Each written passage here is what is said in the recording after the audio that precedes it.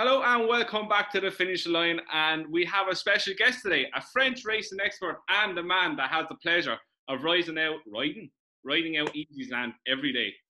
Jason Kiely, welcome to the finish line. How are you? Yeah, bonjour lads. I'm not too bad from over here now in Chantilly. Thanks for having me on. Looking forward to it. Hope the weather's as good over there as it is over here with you guys. So it's actually looking forward to it. Scorching over here for once. Yeah, I definitely got sunburned riding out this morning. So were you on him this morning? Not too bad. No, I wasn't. That's a lovely French accent, Jace. It is, yeah. It's one of those. It's the Limerick area of France, actually. I don't know. Lovely wine in cans and stuff from the Limerick area of France. Wine in can form.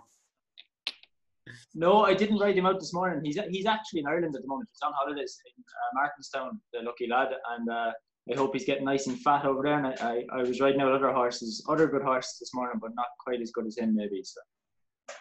Oh, sure, we may as well just go on, Tom. Yeah, no, just elaborate on that then, Jason. It's David Cotton's card, isn't it? That you ride out and. Yeah, I ride out in David Cotton's most mornings. Some mornings I have other things to do, but in general, I'm riding out for David Cotton. He's lucky. He's got a lot of good owners now, and he's really is a trainer on the up and coming in France. He's touching the top 3 trainers in France now, and everything he seems to be running is running in the right races. He seems to be very good, as good a trainer as a jockey as he was, even, I'd say. I suppose just elaborate a bit on this. Me and Jason have a bit of a connection. We were fortunate enough to spend a year working together in Tim Vaughan's in Wales. Some wild memories from back then when we were a bit younger, all right. But just on your career, Jace, just not everyone ends up in France. So how did you get from Limerick via Wales to France? Well, Limerick via Wales is pretty easy. Like a lot of Irish people, I suppose, I started riding a Point of Points and just wanted to ride a bit more in England, and decided to pick up the phone. I started at the top of the list of trainers, and I landed on Neil Mulholland and Tim Vaughan, and I chose Tim Vaughan in the end. And I spent 7 full seasons with him, maybe. And I started coming over and back to France in the summer, like a lot of English and Irish people do as well, over to Guineas McCare's. And the French bug kind of hit me, and that was it. I found my way to David Cotton's now because he's in Chantilly, and that's where all the action is in France. But back to Tim Vaughan's, I suppose. I was lucky enough to ride a good few races for Tim, which is quite fun. I got to ride around Cheltenham. Of course, Tom, I'll be forever thankful to you because you were the part owner or the full owner. I'm not sure what it actually was. My first ever winner in England, and I can fully say that I didn't expect him to win, even though I was riding him, and you definitely didn't expect him to win because I don't think we had a penny on him between us. But in France now, and it's all good. So he was 20-1. I'd gone to the races with him the last 2 times, and he'd run stink. And I said I'll stay at home and watch him on the telly, and he went and bolted up by about 10 lengths, I think, at 20-1. What hard Chase should. You should probably go whip ban that day for excessive use. I think. If you can get the video up and find it, put it on this podcast because it's very funny. I hit him after the line, I think. I was on my own. I was 5 lengths clear. What was it? I can safely say a race riding probably wasn't my calling in life. I would say, I can ride a lot. And I'm lucky enough to ride good horses in the morning, and we'll probably stick at that and do some other things on the side as well. But definitely Got the Urge will hold a good place in my memory. I don't actually have a photo of him on the wall here. I've got nearly all my other winners, all the other handful of winners. We need to sort that out for me. But not Got the Urge. But I do the video about pulling him up, going past the crowd the last time. I nearly thought about pulling him up as well. It was that unexpected, Yeah, but he was a dude of a horse. He was a dude of a horse. We'll get the video of that if we can. It was at Hereford in 2012. So we'll try and get the video of that up. What's the name? It's a lovely old horse. We used to let the kids ride it out basically in Tim's. Yeah, it was very fun. Jace, you just said race riding may not have been your calling, but something that looks like it might be is a bit of journalism. Just explain just how you've got into that as well. You're writing for the Sporting Life and Paddy Power now, I see. Yeah, I'm tipping along there quietly. When I was writing, as I said, I was probably better off searching for other things to do. So jets and the riding with the jet system in England. I don't know if you're aware of it. It's like Jockey's Re-Education and Training Scheme. They kind of helped me get a place in Racing UK. It was something I was always interested in anyway. So I done a bit of work with them, and obviously my connection with France started kind of finding a niche for myself and found my way into writing a bit. I probably would have liked to stay on screen and do a bit of punditing as well, but unfortunately Racing UK at the time lost the French racing, and we'll come back to that another time, I suppose. But along the way I just started doing a bit of writing and proposed one or two things to some people here on Altai one day, and I just thought I haven't read enough about it in the English media, and decided to do a preview of racing myself, sent it off to quite a few people and got good response from it. And now it's just a case of at the moment, it's every meeting in France I'm writing on, almost for Sporting Life, Paddy Power, some other people along the way as well, and starting to work for some French media as well, just starting to pick up the language. I'm fluent in French now, so starting to work a bit in French as well, so it's not too bad. That looks to be this kind of way my going over here now. Thank God it's not writing, and it seems to be going better this way. So would you aim for, like, are you trying to get into media altogether and kind of leave the riding behind at some stage? I'd say I ride out every morning. It's something I really enjoy. It's something I probably wouldn't like to stop doing, but obviously it's not. I wouldn't look at it as a job to do. I'd just like to ride in the morning. But yeah, definitely, I gave a go at commentating, which was quite good fun for a while in England. I commentated pointing a bit, Welsh points and stuff. I did swear at my first commentary, mind. I was doing a pony race, and I couldn't remember, and I said, "Just what's his effing name on the micro?" It's that out over the thing. But anyway, yeah, go. Easily happen. I definitely do that. He does it every second podcast. I mean, definitely swear the whole time. Not a chat, not a hope. For anyone I kind of knows Jason, they are not surprised by that at all. But yeah, no, I think the goal for me would to be work on Equidia in France. I don't know if you're aware of Equidia. It's like the French after races and I'd like to work for them and probably write a bit on the side. And a jockey's agent in France is something that's I've always kind of been a nice idea for me as well. So if I can work my way towards three, or if I can combine them three or one of those, that'll do me, I think. If I could just touch back on when you're riding out for Tim Vaughan, I know you're riding out for David Cotton, would you see much of a difference in the way they train in England to the way they train in France? Oh, massively, hugely. Flat racing, I wouldn't be able to kind of dive into it as much as in flat racing as jumping, but I did spend a year working for Francis Henri Gaffard, who won the Coronation Stakes last year in Royal Ascot, and he's kind of they take things very slowly, very correctly done. A filly, for example, can do a full season, be ready to run, to the point of ready to run, be very, very good, and it may not run for their 2-year-old year. It's not all about the 2-year-olds in France, as opposed to England and Ireland. Everybody, their first question kind of is, how many 2-year-olds have you got for the year, Yeah. That's kind of irrelevant with us up there. There's the 2-year-olds, they wouldn't be forced to get out early if they don't need to. There's a lot of them run there in October, November, and they come out and win first time out in the 3-year-old year, and they have to go on a classic season. So, but jumping is very, very different in France to training to England. There's nothing similar to it in England. I don't think I know of a yard that's similar to any way jumping is in France. We don't use hill gallops as such as they do in England. A lot of people do sprinting up hills, interval training up hills. In France, it's a lot of tracks that are flat on sand. The horses kind of have their heads brought in with elastics. in typical yards such as Guineas, we don't use them in David Cotans now, but we use them on occasional horses. But there's a lot of jumping on over here. Horses jump fences like I was schooling 3-year-olds now over cross country and steeplechase fences the other day at a gallop. You know, they know what they're doing. Like Guineas said in an interview, he said there, when you see the kids on a slope skiing at 3 and 4 years of age and they're weaving in and out, you know, they already know how to ski on a black. And then you see an English adult coming over that's having their first day and they don't know how to do it. It's the same principle, really. They really, really teach them from the first day. We work them very hard over here to be ready first time out. So just touching back on the jumping side of things, you know, the kind of French horses have a stigma when they come over to England that they're not great jumpers because of the kind of brush fences that they have in France.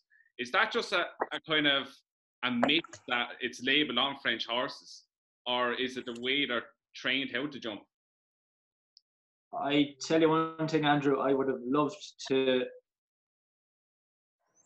my riding career in France as opposed to England because of the way the horses jump. Yeah. I would have had a lot less scary moments and a lot more fun. The French horses are incredibly good jumpers. It's just that when they come to England, they probably take a little while to acclimatise to. In England, it's always go long, search that big, huge stride, you know. But that doesn't have to be when you're tired, you know. You see a lot of horses falling tired because they don't know how to go in and get into the boards, and that's what we teach them to do in France. And every horse in France there jumps incredibly well. Would there be much free schooling over there? Blue schooling? Yeah. No, none at all. None at all. Really? No, none at all. No, none at all. Like the horses, the youngsters over here, like they may do out in the countryside. Some guys like breeders or whatever, but all the yards, we get on them and we school them over. We school them every day nearly when they first start. You know. How come like I was cold this morning that had never jumped in. I schooled a colt this morning that had never jumped in his life, and he was going around and around over the hurdles, you know, and it's just repetition, and he'll probably do it again tomorrow, and he'll do it again Saturday, and he'll have Sunday off, and he'll probably do it again after he does his canter on Monday, you know. They just do it day in, day out, you know, so it just gets so automatic in the end. So when it comes to the races, they know already how to get in close if they need to go long, if they need to take that extra half stride to fix themselves. It's so drilled in to become second nature, really. Yeah, well, you see in Otay there 2 weeks ago, there's a race. It's quite a famous race called a Pre-Wild Monarch. It's for 3-year-olds that have never ran over hurdles. It's normally in the month of April, which is already quite early for 3-year-olds over hurdles, and it's a listed race. So it's like the best 3-year-olds in France that we expect to be the very best all come together. 16 of them run around Otay. And there's very rarely a faller in it, you know. So. That's the race that Corto won a few years ago, was it? Oh, you've caught me out. You did win it. I know David Cotan won it this year. That's knowledge you should win out, Tom. It's either that race or it's the race. Jace, what's that horse that bolted up? Bolted up at Otay the other day, the one they were all talking about. Beat that Guineas. That is the race, yeah. Yeah, that's the same race then. Corto Star won that race. Yeah, that's one of those races. There's a kind of series of those races in around this time of year, but they're listed as for first time out horses, you know. I'd say he'd snapped up soon enough. Oh yeah. How come the jockeys ride with such loose rein all the time? They'd be waving at the crowd, doing all that kind of stuff. I wasn't ready for that question. I know they ride a lot shorter. They ride shorter, in England, which is something I really have a problem with getting used to. I still do, you know. Anytime I take a horse off one of the other lads, I barely can get my feet in the stirrups, you know. But no, they just kind of like to leave the horses do the work. I think they kind of leave them run like they're a loose horse, you know. But I suppose in a finish, they ride it. You would be right. In a finish, they kind of look like the reins are all over the place. But I'd definitely take an English jockey over a French one in the finish. Jace, we might hit on to what's coming up. We've all survived our French racing there for a few weeks anyway. I can't wait for English to come back. I'm not sleeping at the moment. I'm You're doing like too the much rest of riding us. on it. I'm not sleeping. Yeah. But we'll start off with the Guineas. That's on Monday. I think this is where we'll shut up and ask you what you fancy. That might be the best option. I think that's a wise option. Are we going for the colds first, are we? Whatever one you want. Look, have you guys got anything you really fancy for a start? Is there any horse you want to see? I'd be inclined. The horse I backed Alison a couple of months ago, just because I saw he'd moved to Fabs, and I thought he might improve a bit. Probably a bit of a worry that we haven't seen him yet this season, though. It's going to be a good race. Ekrivan was decent in his warm up race. He probably should have won that day. Yeah. Victor Ladorum was a bit disappointing, but yeah, it's an open. I know they're not too disappointed with him, Victor Ladorum, which I found a bit of a surprise, because to me he was visually disappointing. He looked flat, he just didn't look to be. He just didn't have that spark, didn't have that class. Well, he's obviously classy, but I suppose we can say it was clear that Andre Fab's horses after this break probably weren't at 100%. He had one winner from, I think it was 16 runners at one stage, but in the last week or so they've been coming back to somewhat themselves. He's winning quite a lot of races in the last week or so. So obviously Victor Ladorum, if they weren't disappointed about that, you'd expect that he'd come on for that. Maybe it was just a fitness issue, or maybe he kind of didn't want to grill him first day. But Alison, I wouldn't be too worried about Alison. I think that they've been open about it, saying that they got the horse later on. They don't know too much about him. They're going to try and have him ready for the day. So, the one of the ones I like in the race, obviously, it's not too much of a surprise, is the Summit. I don't know did you watch the way he won the last day? He was very, very impressive the way he won the last day. Alex Pontal, the trainer, he's been quite bullish about what he thinks of him.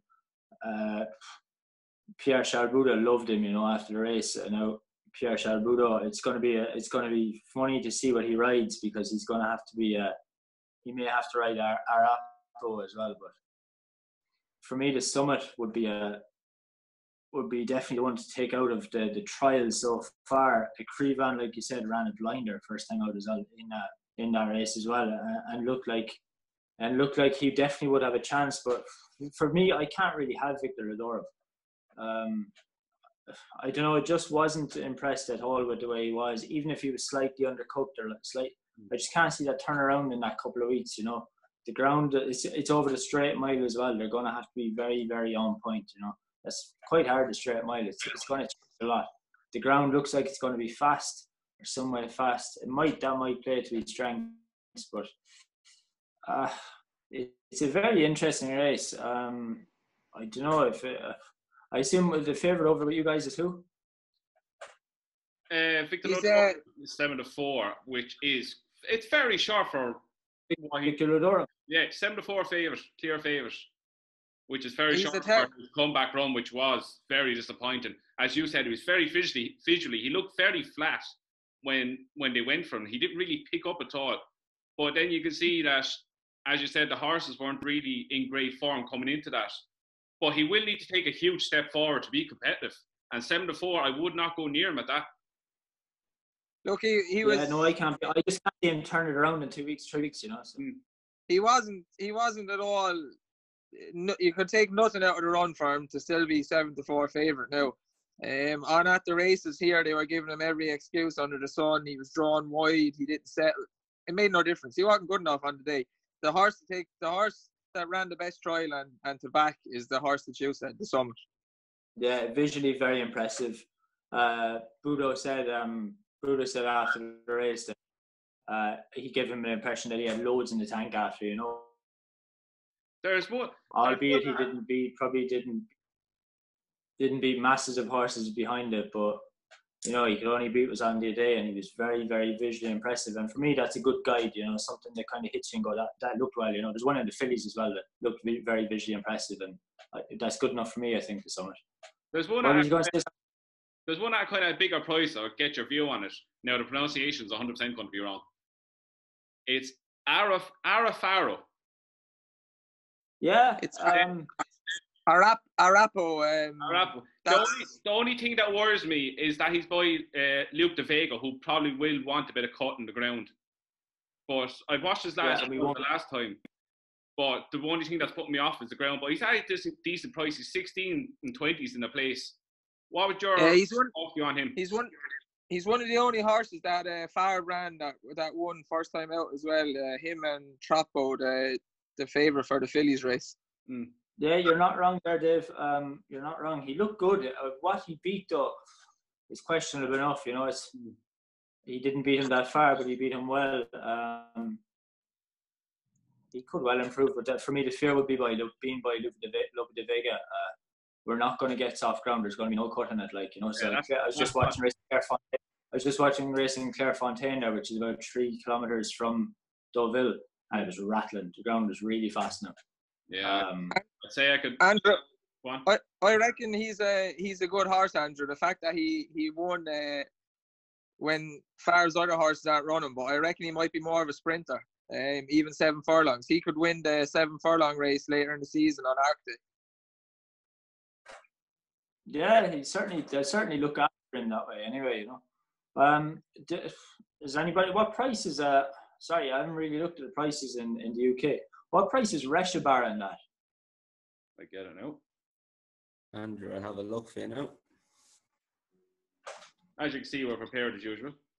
Is there much talk, Jason? Is there much talk on Alison? Just, it was an interesting move that he went to Farbs. Not really, but what's the horse you're looking for, Jason? Reshabar. 33s. Yeah, look, I kind of fancy him myself to run a shock place. My reasons being, I've got multiple reasons for this. The horse of Fabrice Chappes that he beat last time, they expected to go and win. They expected that horse to go and win, you know, as easy as you liked. Yeah. This horse, Reshabar, set off in front there, had a nice enough outpace. They've always thought a lot of him. The trainer is Marcus Munch. He's an ex-German footballer. He played for Bayern, played for Panathinaikos in Greece, and he trains a couple of horses in Chantilly up the road from here now. They've loved this horse for ages. But he got an easy lead in Chantilly, and then he kicked on from the top of the straight and hit the line absolutely flying, you know. And they said before the race that they'd had him in the Guineas.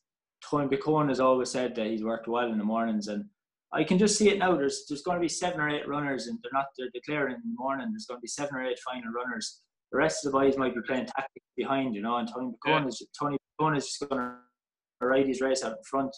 The horse looked like he flicked along there the last day. Should enjoy the fast ground, and I could see him run a big race at 33-1. To be fair, horse, he's a very, very big and impressive horse.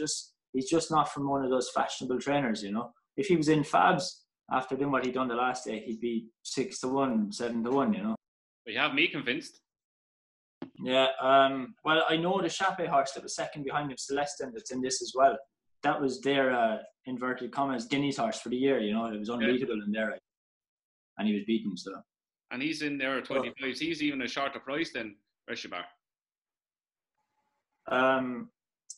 Reshabar, I could definitely, if you could get a place market down to 4 places, maybe without doubt. Oh yeah, I'm going to take a chance on that.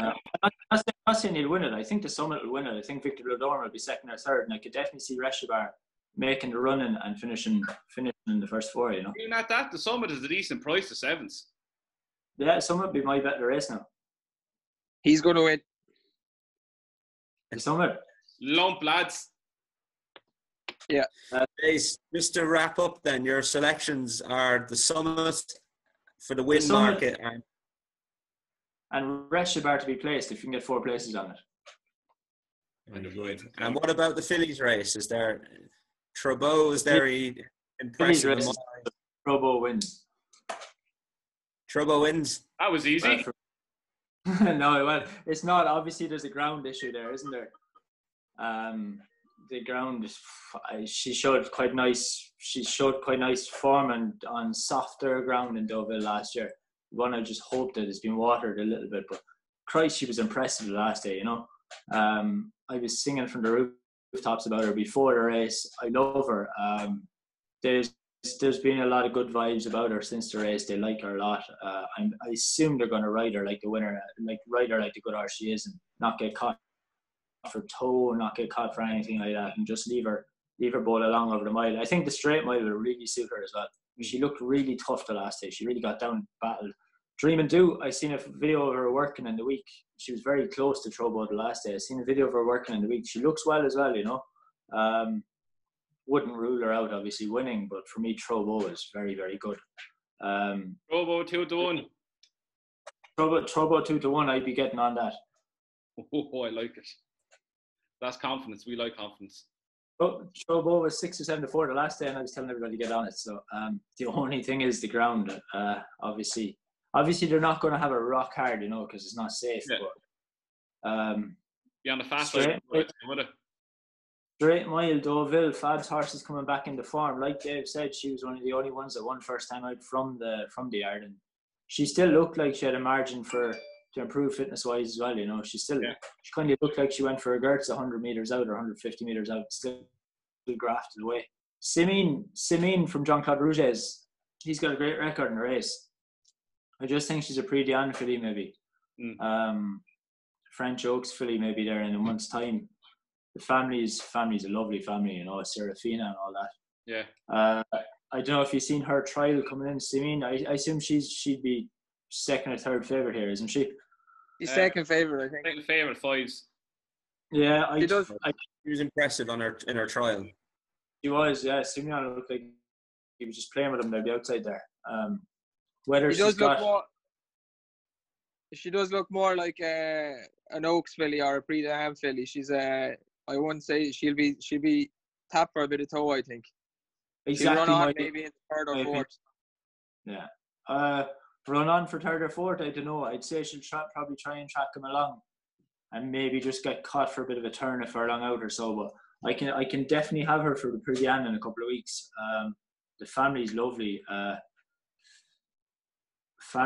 She just looked like she didn't have as much punch about her as Trobo the last day, you know, albeit they said she didn't need to run, but I don't know, do you watch Emoji of Francis Graffart's run there the last day? Yeah, I was seeing it. She was quite disappointing. Remember Emoji? Dave was all over Emoji. We had a few quid on Emoji, Jace. It didn't work out too well. Don't be saying we, because me and Andrew didn't have no quid on Emoji. I didn't have anything on that book. I thought you backed her. No, we did not. Yeah. I know before the race, I phoned Francis Graffard for these articles I do, and he was like, he loves a filly, but he was just a bit worrying about the ground. So I assume that's going to be the same issue again, worrying about the ground. But he still holds her in quite high regard. But for me, the fillies is very clear cut. You know, I'm just trying to look down through the rest of it here. The fillies race looks like Trobo's to win. The Prix d'Anne looks a little bit more difficult to weigh up. The horse that bet Emoji, I think she's in the George Strawbridge colours. She looks decent, and there's a decent filly. She was really impressive in the Hamdan Al Maktoum colours as well.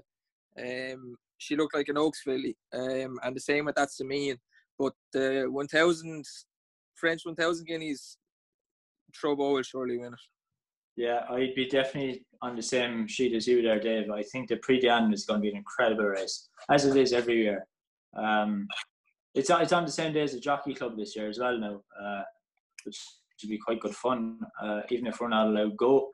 But I was just thinking through the Prix d'Anne there now, and the horses entering the Prix d'Anne looks to be one of the best races. Well, obviously so far this season, but they're superstars. Yeah.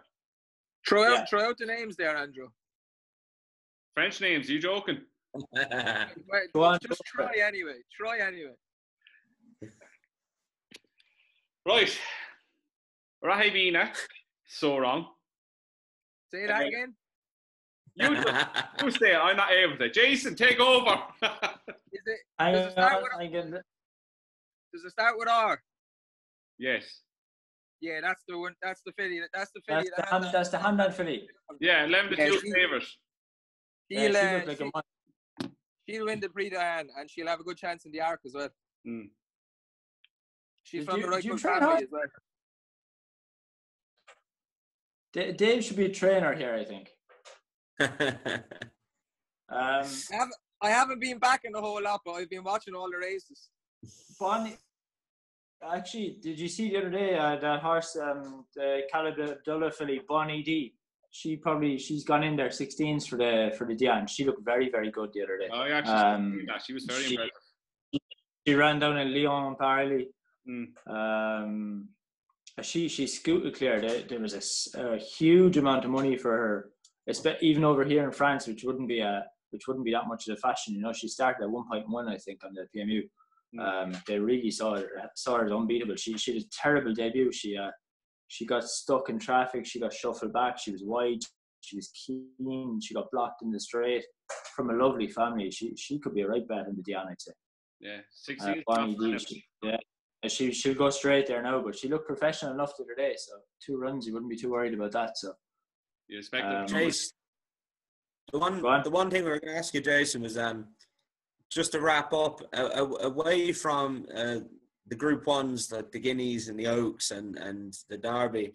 What would be a horse that the viewers should keep an eye on next time out?